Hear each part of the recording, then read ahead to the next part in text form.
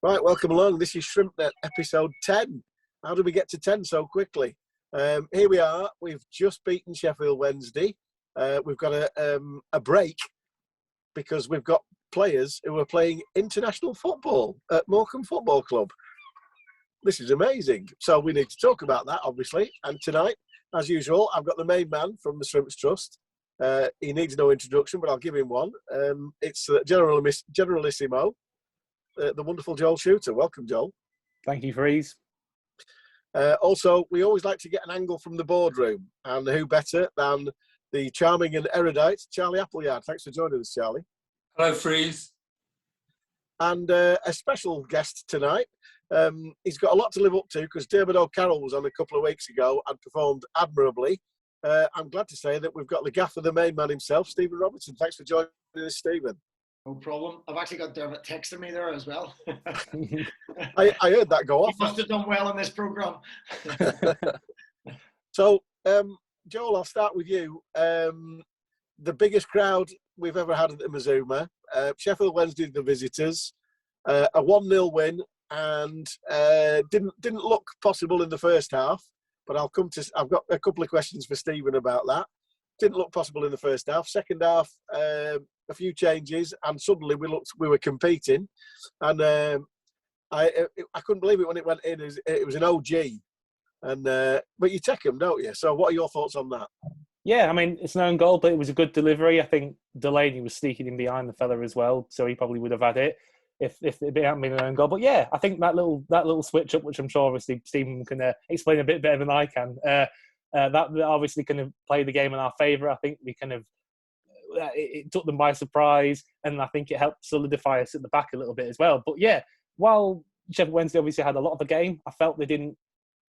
Jokel Anderson made some really good cross catches and was dominant in that kind of way, but he didn't have a great deal of shot stopping to do, which I think was a positive and showed that we did kind of defend quite well. But yeah, it was a brilliant kind of win to get against, such a, the term big side gets thrown around a lot, but let's be honest, Sheffield Wednesday are a big side for this division. So, we show we can compete with them. We've got the win over them. It was a brilliant atmosphere. So yeah, just an all-round brilliant day. And I'll come to you, Charlie. Charlie, you were saying you felt quite relaxed right the way through the game. Yeah, I mean, I thought it was strange. I just thought I probably felt less nervous watching this play Sheffield Wednesday. I did us playing Colchester at home last year when we were, on top of it a lot more. Felt Stephen's tactical chain went really well, and he obviously can talk about it. Or was it Dermot's? Dermot's idea or Stephen's? I'm not sure. Dermot taking the credit for that, is he? So I'll come to you now, Stephen. Obviously, the first half, they have a couple of central midfielders. Barry Bannon, ex-Scottish international, still got it, definitely at this level. I'm surprised he stayed, but he has. And he was running the game. And I read somewhere that you're not really a shouter in the dressing room, but that may well have changed at half-time. I'm not sure who told you that. I think some of my former players at Motherwell might disagree with that. No, I think I've matured a little bit as a manager, and it is all a little bit of an act at times. But I thought it was as poor as we were in the first half, if I'm being totally honest, all season. We didn't pass the ball, we didn't retain possession, but the bigger thing for me was the distance between the lines, between our forwards, our midfielders, and especially the gaps in front of our back four. We weren't pressing together as a team. And when you're playing a good team like Sheffield Wednesday, which you point out, and you've got players like Barry Bannon running the show, and he had too much time in the ball. And if you give good players time in the ball, so they got a little reminder at half time of what we were about. And to be honest with you, I wanted to make the change at half time, but we only had one option on the bench, one forward option on the bench because of our injuries to forward players. So if I'd have taken Courtney off at half-time and we went 1-0 down, there wasn't a whole lot to change it with. So we persevered for another 10 minutes, and I still felt the same. We weren't pressing. The pitch was too big. My philosophy is you can't press in 3/3 of the pitch, the full pitch. You have to reduce the pitch into thirds. And, we dropped to the D of the halfway line, and we condensed the pitch from the D back, and it makes the distances more attainable in terms of your press. It makes units closer together. So the distance that you have to press is 5 yards instead of 15. And that suddenly changed the whole game. You know, they weren't playing through us. They were having to play around us, and they reduced the longer balls into the box, of which they stopped doing in the end because that was our strength. So, you know, it was something that we felt we needed to do at half-time, but probably personnel dictated that it was a little bit too early. But I don't mind a half-time substitution if we know to make 3 at a time, but we're still getting everyone up the full fitness, so I'm a wee bit cautious with them at the moment. I was actually, and I know people were quite surprised taking off Courtney, but you put Arthur up front, and it works perfectly. But you're definitely right. That sort of like back 3 and then the 5 in midfield. Certainly, they just in the end they did not stop knocking crosses in, didn't they? In the end, so you must have been quite pleased the way you saw the game develop. Because when we scored, I mean, all right, it was an own goal, but when we scored the goal, they didn't really offer us that much of a threat. No, I thought when we went to a back 3. What the back 3 allows you to do is to press everything in front of you. When it's a back 4, people can get in between the lines and cause you real problems. But it gives a bit of freedom to the 3 centre halves. Press everything in a straight line in front of you, and you know the space is reduced down the sides of us as well. So I felt very comfortable when we went to 3 at the back. It's not always the right thing to do. It can be seen as a negative change, but you know, with the wing backs that we have in Greg Lee and Ryan Cooney on the day, and then Adam Phillips's introduction, I thought was vital as well, because he did give us a lot more quality. And actually, when we went to that, we created more chances and probably could have had, you know, Cole had 2 or 3 great chances after that. Arthur had a half chance. We actually created more chances like that. So it's a system of a float between 3-5-2 and 4-3-3, which is my favourite. But that just depends on personnel and who's playing well and obviously what the opposition is doing to affect you for and against. So you got to make those decisions as the game's going on. So what was the reaction from the Sheffield Wednesday dressing room afterwards? Were they complimentary or were they a bit disappointed? Yeah, I have to say, you know, they were fantastic. There's very respectful people in football, and there's some that don't take defeat very well. But Darren Moore and his staff were absolutely fantastic, an absolute gentleman. Darren Moore is, and you know he's done very, very well. He's put a very good squad together. You know, we can't deny that. It was probably the first team that, when we pressed, they beat our press. Nobody else has done that against us. I include Ipswich in that. I include Preston in that, and Blackburn. They were the first team I thought made us look like we were spread out too much. So that's compliment to them, and their staff again were very, very complimentary, and their players, of how organised we were and how disciplined we were. So moving on, no game this week. Obviously, the Crew game postponed because, as I said right at the start, the amazing thing is obviously we've got three players on international duty, which is a very rare thing for a Morecambe football club. Obviously, Alfie McCalmont's now been promoted to the actual full Northern Ireland squad. Yokel's gone with Iceland under-21s, and Josh McPake with Scotland under-21s. Joel, what are your thoughts on this? Because it was like I could never imagine sort of even 10 years ago having a game postponed with 3 people in under-21s, never mind full internationals. No, it is quite surreal. And, you know, I think we've had one maybe before with Dagenham and Redbridge maybe getting postponed, but you know, that was them getting their players who were off. But yeah, it's just quite surreal happening. It's nice to have a little bit of a break. I thought Cole Stockton looked quite tired at the end of that Sheffield Wednesday game. So it's good to kind of, you know, take stock. And obviously, I think like Stephen's alluded to previously, you know, with how quickly the games are coming, having that extra bit of time on the training pitch, you know, it'll be something that hopefully can only benefit the players, and hopefully the lads who are going, you know, abroad for their international teams, you know, they can come back with a bit of confidence and, you know, feel up for doing a good job for us still. So Charlie, you've got a free weekend. Are you playing golf, or are you going to watch some other football? I'm trying to get on the golf course. But I probably won't be allowed. But I just think it's been a good time to have a break. Really, you know, we've had 7 games, had a really good introduction. Stephen can find somewhere to live.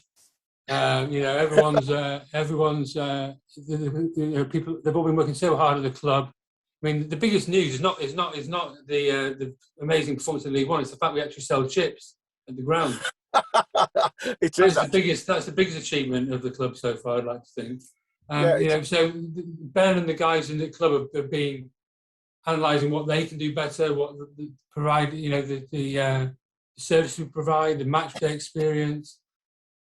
Just gives everyone a little bit of a break to just have a take stock and reflect. I think it's good we got a win, but obviously everyone's on a high, and that'll take us through the 2 weeks. But I think it's a nice time to take a break for it's not a break for everyone, but it's a good time to relax a little bit and to spend time with families and get back to it in the next few days. So you've had a little practice game this afternoon, Stephen, haven't you?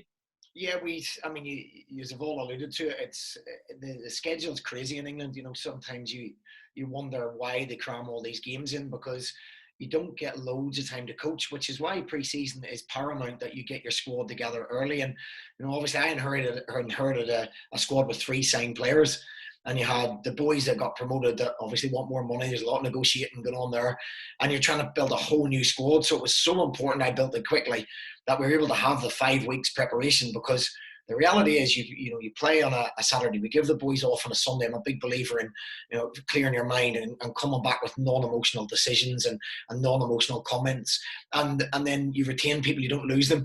But you only really have Monday then, which is a hard day to work, because there's still 48 hours after the game.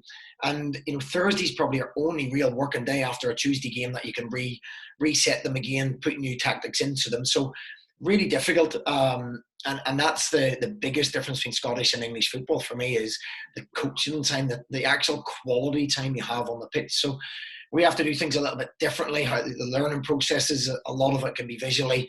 Harry, our analyst, has been top class in terms of the individual stuff and how we break down each individual set of units to give them feedback, as well as the pitch work, which is a little bit not as intense as I wanted to be, because you can't, you simply do not have the time and the ability to do that. So we've had to do things slightly differently. So to get this break is great, and what we've done, we needed a game for the boys that haven't played. So we played Blackburn's under-23s today at their training ground, magnificent facilities. We drew 2-2. They had some very, very good young players, but it allowed me to get people like Jacob Mensah, Scott Wooten, Aaron Wildig, game time, and Josh McPake, Wes McDonald, Freddie Price, those boys, Callum Jones, it needed just a little bit more game time. Dip the young boys like Connor Pye and boys like Cameron Bruni into that setup as well, to allow them to get a feel for the first team. So vital, and then I'll give them the weekend off, and we'll reset again. So it's come at the right time. We've been so unfortunate with injuries. I mean, we've got 2 of our main centre forwards out with ridiculous injuries that are so uncommon you wouldn't believe. And then Shayon Harrison, who we brought in as a replacement, he's broke his toe. So you go, you're not in control of these injuries. They're not muscle injuries. They're not, calves and groins and things that are from overtraining. They're just unfortunate. So we wanted the break, to reset, for an example of what we do now. So Harry will go and he'll look at everything we've done well and everything we've done poorly, or where we are in terms of other teams in the league. And the one thing I noticed was we don't put enough crosses into the box. And certain aspects of that, we need to put more crosses into the box. We need to win more first contacts from set play. So, that's something that we'll show to the boys Monday morning, and it gives us a real target going forward. Yes, we've done well. We break everything down into 5-game blocks. So we work on 9 blocks of 5. The fine lines and parameters between staying up, you need 6 points every 5 games. You need 7 to finish mid-table, and you need 8 for the playoffs based on the last 5 years. So the fine lines between success and failure in football are absolutely massive. So there's an approach to it where we don't get too up with winning and too down with losing. You can always catch up, but you can also fall back down when you get too carried away with yourself. So we try and keep steady and try and base it on scientific facts and not emotional decisions. I think that's a fantastic way of looking at it, and I think the fans, well, and I'm a fan before, but as fans we should probably take that as well and go with your judgment there. Judge 5 blocks, 5 blocks of 5 blocks of 5. If we win the odd game, then great. But if we rack up the points across the season, we'll do well. And it's amazing between 6 and 7 what the position will be, isn't it? Yeah, it's. I used to have this conversation with the Motherwell chairman, and he used to say to me, "No, I'm not here to be rational. When the game's on, I don't want to be rational. I want us to win every game and win 10-0." And he was a brilliant guy, and he said, "I'm a fan for 90 minutes. I'll be rational after the game." So, but I tried to educate him on the 5-game blocks. But listen, fans are there to be excited. They've waited a long time to get to this level. Been through a lot of bad times. You mentioned coming out with 190 fans, and they deserve this. When you hear the atmosphere of Sheffield Wednesday, Preston, Preston was fantastic as well, and we were so unlucky. I actually thought we were excellent against Preston, but the style of football we're trying to implement, you're going to make mistakes. Boys will be brave on the ball, and we've lost goals from overplaying.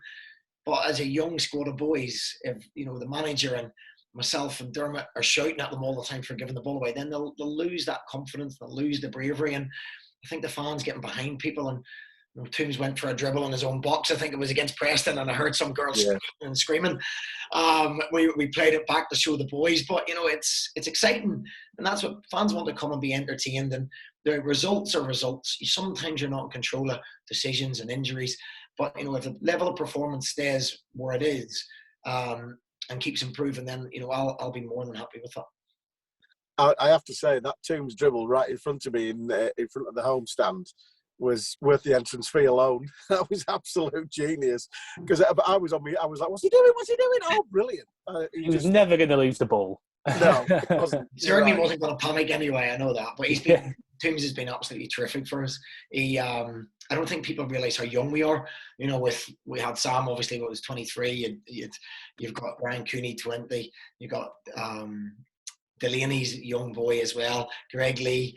And then in midfield, you've got Alfie McCallum, Callum Jones, Adam Phillips. They're all young boys. Shane McLaughlin's 23, 24. And then, up front, we've got young boys as well, 23 and 24. Josh, 19. So it's a real young squad that are learning and getting better, and they have ups and downs and emotional roller coaster. When they give a ball away, they think their career's over. And then you've got the calm and influence of Big Toombs, who has been an absolute pleasure to work with, and he's been fantastic for me since I came in the door. So moving on, obviously we've lost a couple of people just in the transfer window there. Kelvin moved on, presumably, correct me if I'm wrong, but presumably because he wanted to get regular football, and he was obviously falling down the pecking order behind Ryan, which I can kind of understand. And then obviously Sam not signing a contract, and there were lots of rumours about Wickham, etc., but he's gone to a what we would class as a big club in Charlton, and we wish him well. He's been brilliant for us. He's had 4 seasons where he came after being released from Bolton. Jim Bentley took a chance on him, and he's paid it back in spades. But from that point of view, I know you've touched on when you started, Stephen, that you said, what you did at Motherwell was bring people in, and they were young lads, and you made them better players, and then we're happy that they could make a better career for themselves with bigger clubs. And that's kind of what's happened with Sam, isn't it? Yeah, I mean, it's football's a hard industry, because it doesn't make my job any easier, because you're producing players and selling them. And listen, there's a lot of other people other than myself that played a part, and I played a tiny part in this season of helping Sam along his way. But Sam made it very clear he wasn't going to sign a contract. We offered him a fantastic contract, 2-year deal. I made it very clear, we wanted him to stay, and I probably talked him. Wickham made offers, but it wasn't what we wanted. And the board were fantastic. They backed what we said. We all were in agreement that there was a certain price where, as a manager, it becomes hard to justify him not going, especially when he's made it clear that he wasn't going to sign a contract, which again is his right. I don't take that personal. Boys are ambitious. We can never change people's life money-wise. We can give them a platform. It's a fantastic platform with good people. I'd like to think that people think that they've improved when they work under the coaching staff. We mentioned Dermot, John, and Barry, and and Chris Squirrel, all the people involved in Sam's development. But it's Sam had that opportunity to play, as you say, a perceived bigger club, which Charlton are, and it's hard to deny that. In terms of business, we got a fantastic deal. I think it'd be unfair for me to discuss figures on Charlton, but let's say for a boy that was out of contract, it's now 7 months out of contract. It was a brilliant bit of business by the board, and for someone that was going to walk away for nothing, and Sam made that clear that's what would happen. But I never had a problem with him from the day he came in. He listened to me. I give him advice in terms of some of the clubs that approached us. and he's been very, very good. And for me, he's improved no end. You know, I don't think last season you've seen Sam playing out from the back. You know, so maybe he's added a few more strings to his bow, and perhaps to our detriment caught other people's attention. But this is the nature of football when you're with a club that has to sell. You know, we are a club that has to sell. Motherwell were exactly the same, and it's tough because you build and you think, no, I want Sam to stay. You know, we want them, but I sort of preempted it.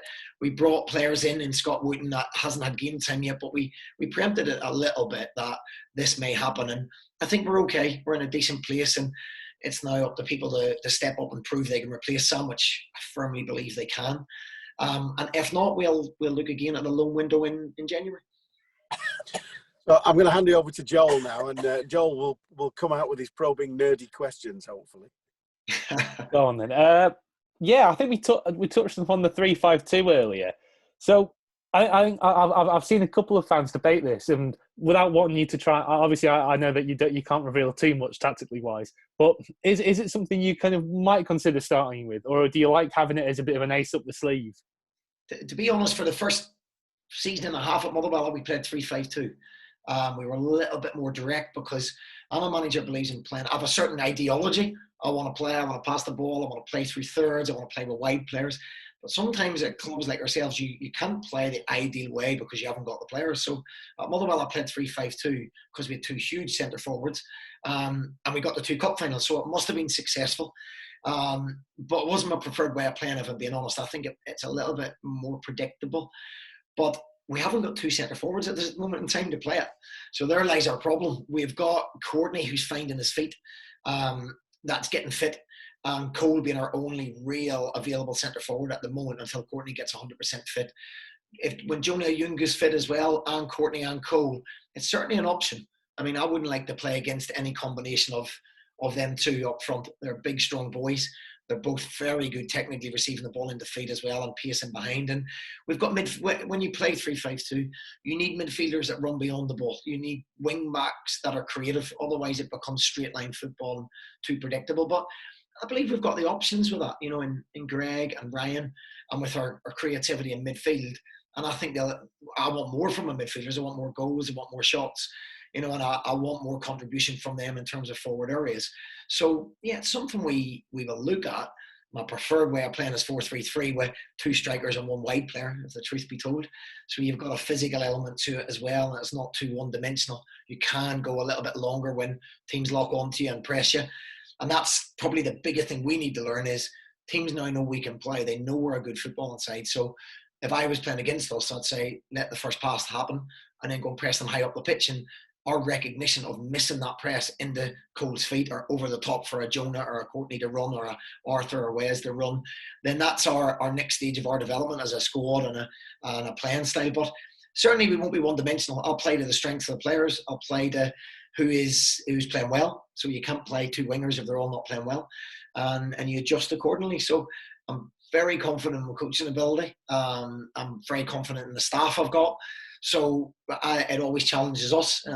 Example, John McMahon said to me yesterday, we were doing a forward pattern session which involved the 22 players, and he said, it's a shame you couldn't do a defensive element to it first of all and then transition into a forward thing. So I thought, right, that's a challenge. So within about 30 seconds I went, right, we're doing that session.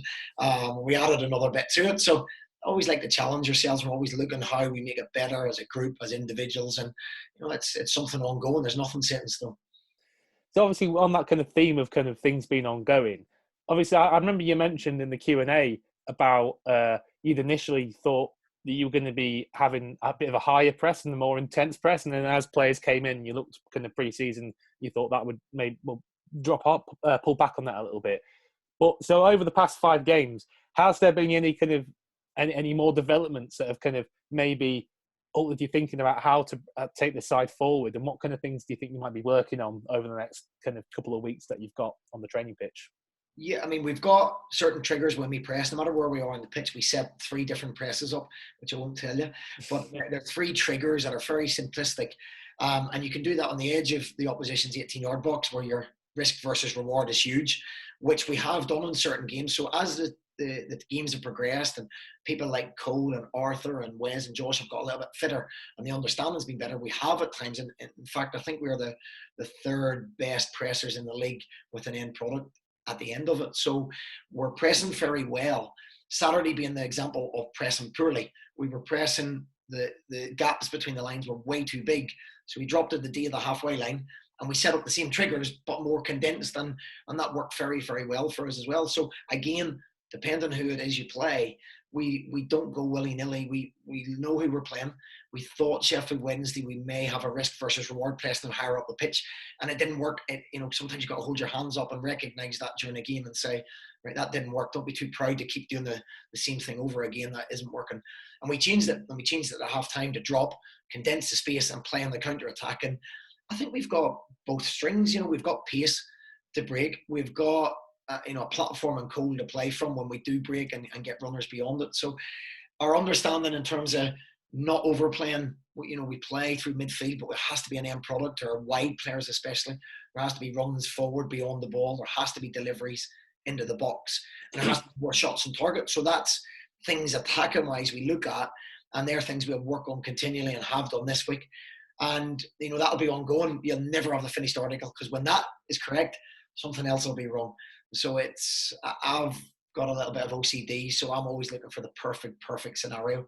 And that's the only way you can be, because when you think you've made it in football and when you think you've got a really good team and squad, football bites you in the bum very, very quickly. And, that won't happen to us. Interesting, you mentioned about that the third highest in the division for chance ending, because I think I saw some numbers that said that as well. It's like the third highest for shot or chance ending from pressure. So that's a really good kind of little figure that we've got going on. So you're both nerds. That's good. Yeah, no, we've gone off the deep end, haven't we? The last thing I actually kind of wanted to ask is, obviously we talked about Sam Lavelle a bit, but the season we started with Delaney at centre back, and obviously not wanting to go too much into it, but he's obviously left-footed Delaney playing left centre back. So is that part of maybe your reasoning for having him there? Because I know that some people like to have that kind of extra passing angles and kind of build-up play, that extra kind of string to your bow, and that person who can open up their body and play it that way. Is that something that you kind of factor in when picking something like Delaney? Yeah, I started Ran and Ant in the first game of the season, so it tells you how highly I think of Ran. It gives us that natural left foot. So if I was pressing us, I'd press onto the player that's playing on the wrong side, because it's going on to his unnatural weaker foot left side. So for example, on Saturday, if I was Sheffield Wednesday, I'd have pressed Ant O'Connor because he was playing on the left-hand side. Where when it goes to Ran, you've got more passing angles naturally. You've got a reverse pass into your 8. You've got your opposites, and you've got diagonal balls, which is much more difficult when you're right-footed playing on that side. And again, we sometimes it's not ideal world, but with Ran there and fit, and we got a massive bonus that he wasn't out long term, is a big plus for us. Plus he's 6'4". And very good in the air, and I think when he came on, you've seen he had really, really good quality, along with Gibbo, who came on as well and showed how much strength we have on depth. So yeah, it's certainly something I believe will help us going forward when we do play out. As you say, if I was playing against us, I always look and think, where's our negatives and where would I press us, and how can I hurt us? As a manager, you have to look at that as well, and that would be one of the areas. Whoever played on our left-hand side and was right-footed, you'd let them have the ball and press from there, So it's something that I think will improve us, certainly, if Ryan is in the team and starting. And just one last one I wanted to ask.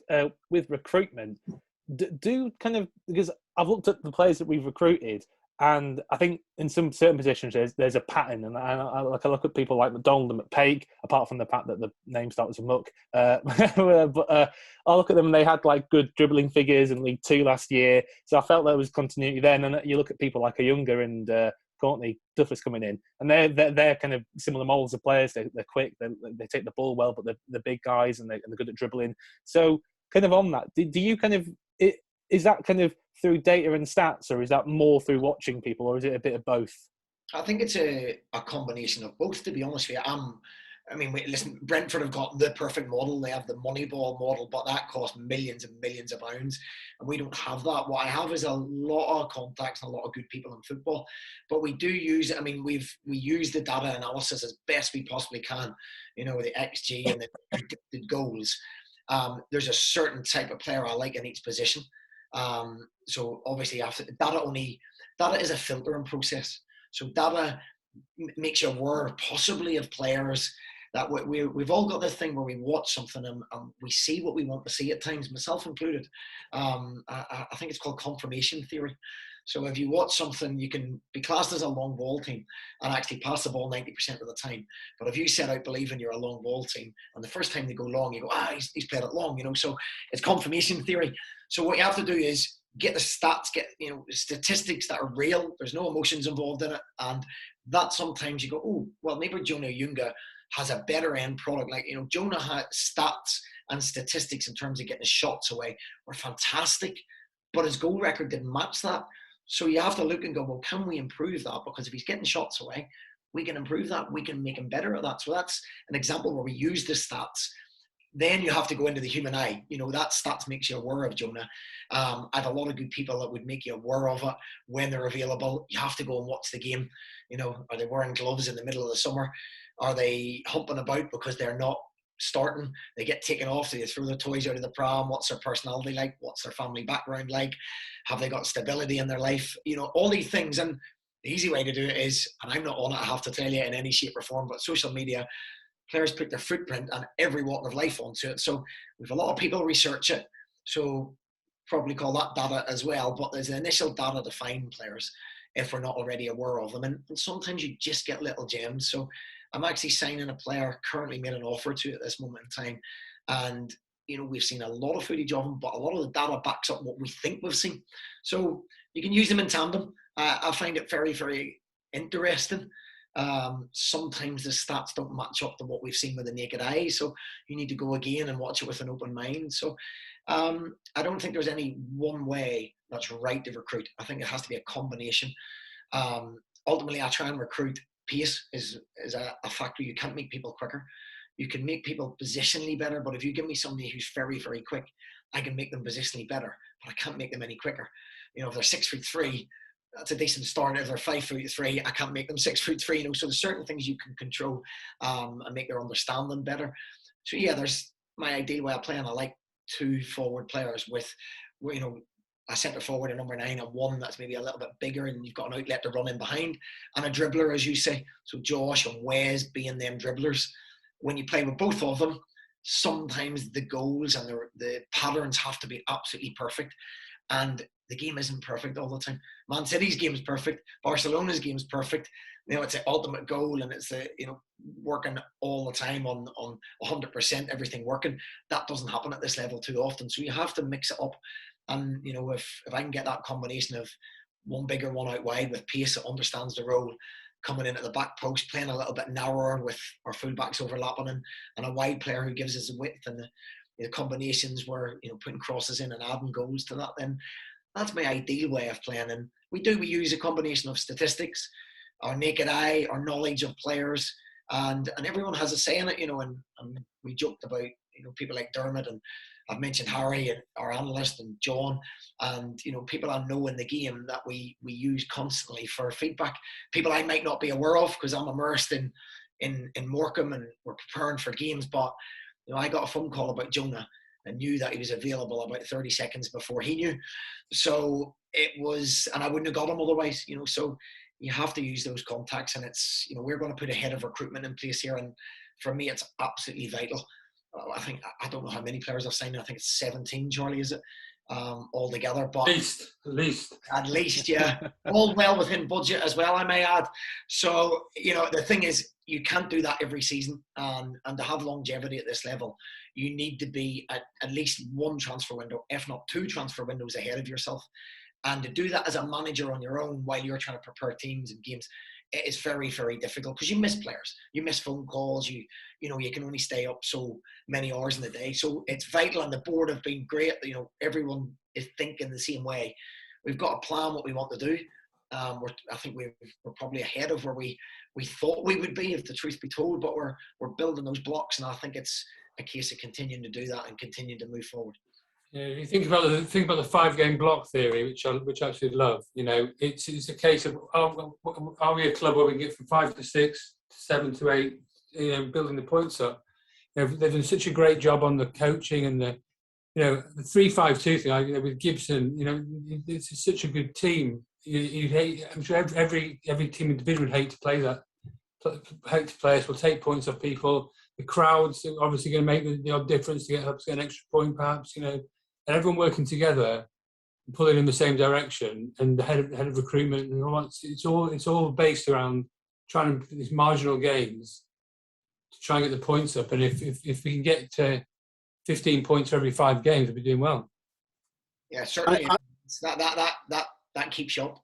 That kind of figure keeps you up. There's a bonus game at the end of that as well. So, and there's going to be periods where we lose 2 in a row, 3 in a row. There's going to be periods, and I think I've always used that in the past at Motherwell, similar size club, where you're playing against absolute giants in football, and you're 9 times out of 10 going to lose, but you've got to be realistic and go, look, it's just a dent. It's a bad week, not a bad year or a bad season.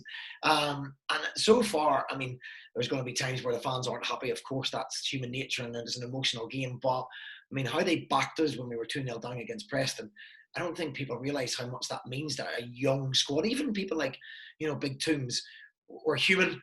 You have emotions. You play with fear when you make mistakes. And the more people get in your back, you guys have all got other jobs outside of this. And, if somebody is criticising you constantly for 90 minutes during the day, it hurts and you stop doing your job properly. You lose a little bit of belief, even if it's short term on the football pitch. So it's massive. I don't think fans realise how much it means to players to have the support and the backing, and you make one mistake and they're still behind you. And I always say to our players, you'll get a better reaction from winning the ball back than scoring a goal, or perhaps not scoring a goal, but our boys worry about a mistake. And I said, but if you make a mistake and win the ball back straight away, and you go and press and you show that you're running for the badge, and people have worked hard to come and watch you, see the same intensity and the same desire for their club, then they'll forgive a lot of things. I found that out very quickly in football. I have to say, from a fan's perspective, I've been really, really happy with the way the crowds have been. Apart from anything else, the crowds have been fantastic, Charlie and Joel. That. They've been brilliant. But as you said, Steve, when we were 2-0 down against Preston, nobody turned, nobody moaned. But that's possibly because, and like I say, being a long-term fan, there was probably about 10 minutes against Rotherham and also about 20 minutes against Shrewsbury, when I've never seen a Morecambe side ever keep the ball and use it as effectively as they did. And I was standing with long-term fans who were, like myself, late 50s, who've been watching a long, long time. And the phrase that came out was, this is different gravy, completely different gravy, because the side that you've built is exciting to watch. And they move it so quickly, and the movement is so good with Greg and Ryan overlapping and what have you. And that's why, I'll tell you now, that's why the crowds haven't turned, because we've never seen that football before, have we, Joel? No, not really. Even when we were successful last season, it was a different style of football. It was very, very effective, as we all know. That's why we're here now. But yeah, I always kind of think of it in football. It's almost like you kind of have a bit of a sliding scale between when you're playing nice football, fans will always forgive you a little bit more. But if you're playing slightly more direct football, it's okay. It's absolutely fine while you're winning and everybody's backing you. At the same time, if results start going a bit south, then fans will turn a bit quicker. So, like you take somebody like Sam Allardyce at Everton, the fans turn quickly on him then because they don't like the style of football. It's 100%. I had the exact same thing at Motherwell. We played a little bit more direct to start with because that was our personnel, and that was great because we got the cup finals. We done very well, but as soon as it started going the other way, crowds do turn quicker, and I think the expectancy and as you become more and more successful, the expectancy grows. So people then, when we finished third, so we were expected to start the season and finish third and compete with Rangers and Celtic, and there was no realism in that. We couldn't sustain that level of performance because we sold players every single season, and you're not building on what you have. And I think there's a realism here with the board, there's a realism with the fans, and a real, Charlie's touched on it, we're outside the football club. We had no training ground. The first 3 weeks, me and Dermot literally lived in our cave of the office, drove to training grounds all around the area. And we've now got a fantastic partnership with Lancaster University. And we're trying to build that. The pitches need to get better. We're trying to make it a League One setup. And that doesn't come easy and it doesn't come free. you know, the board have to back that, which they've done, and we have to continue to invest into that. And, you know, the club shop, I go past it now and, you know, it's really busy. People are queuing for tickets. And the place in the town, it's a real feel good. There is a real good atmosphere about the place. And long may that continue. And as I say, there will be times where we're not winning games. And that's when you see true supporters. That's when you see people that really back the football club, which, you know, I firmly believe we have here. Just finally, I'd just like to say from our perspective that, you know, picture behind me there at Wembley, which Dave will never forget, and we'll always be forever grateful to Derek and all the players for helping us get there. But I really do believe that with Stephen and Dermot and the guys, it's a perfect fit for us and for them and for the fans to work towards our plans for the future. I think we've had a great start, but just keep the faith when it's not going as well, and enjoy it when it is. I actually think we should have won every game, so I'm not sure how great it was. I actually genuinely believe we should have won every game. There wasn't one game where I thought, actually, yeah, the Sheffield Wednesday game I thought we shouldn't have won, if I'm being honest. I actually thought we shouldn't have won that one. But every other game I thought, we're the better side, at least a point against Rotherham. We should have beat Ipswich. We should have beat Gillingham. I still want, I have to aim there, and that's what I'll not let any standard slip, because if you aim there, you might just land there. If you aim there, you'll end up lower. So that's how we drive the football club. And as I say, I think I see him on and off the football pitch. Ben has been appointed as general manager, and I think he's been an absolute breath of fresh air. He's pushing the club, and you know, we've got a new groundsman in. The pitch is better than it's ever been before, and we now just need to keep building on that, and those things need to be in place. They're the right things. That doesn't change if you lose a couple of games. They're the right way to build a football club. And you know, we haven't got £10 million. We can't go bang and there's a new training ground and we're going to put 6 ground staff in. We haven't got Blackburn's facilities, but if we all pull together and keep trying to build the football club in the right direction, then I believe there's good times ahead. I keep buying the Euro Millions tickets, but it's not come in yet, Stephen. So do I. So do I. I might be able to afford a house in Morecambe if I ever win it. So, listen, that's a great place to finish. Thank you very much. First of all, to Charlie and his exploding head, for those who are watching on YouTube. For Joel, as per usual, with his searching questions. You two could have gone all night with your sort of nerdy questions there, which loads of people will appreciate that. It's really interesting from that point of view, because obviously I don't go just in depth. I know I like watching the way we play, so that's just me. I'm easy to please. And thank you to Stephen for joining us. You were every bit as good as Dermot. The only thing you didn't do was get up and walk around with your laptop and go outside the club. So he's got Wi-Fi in his house now. He's got. No, he's excellent. Dermot's been a massive part in our start. You know, I have to say, he's been terrific. I'm not sure we could have, because I was literally stuck in an office signing players 24 hours a day, and Dermot was arranging pre-season. He was arranging, you know, all the stuff that people don't see, and he's been a massive help in everything we've done. So, you know, he certainly deserves a special mention. Yeah, he does. But long may it continue. We're looking forward to the next 5 games. We'll see what happened. Joel, as I said, I always finish on the Shrimps Trust. If you haven't joined and you're enjoying this, then do join the Shrimps Trust. It's £10 for the year. We know it makes a difference because the Shrimps Trust contributed towards the new red seats in the stand, Joel, didn't they? Yes, yeah. Obviously, we've got the Raise the Roofs kind of stuff, and all that's going on at the moment. So hopefully that'll be up soon. There'll be good, even better experience for the fans. So thank you everybody for your contributions tonight, Stephen. I hope you'll join us again. I hope we haven't been too searching, but it's been fantastic to have you on. This has been episode 10 of ShrimpsNet. The views expressed are those of the contributors, not necessarily of those of Morecambe Football Club or the Shrimps Trust. Thanks for joining us, and we'll see you for episode 11 next week.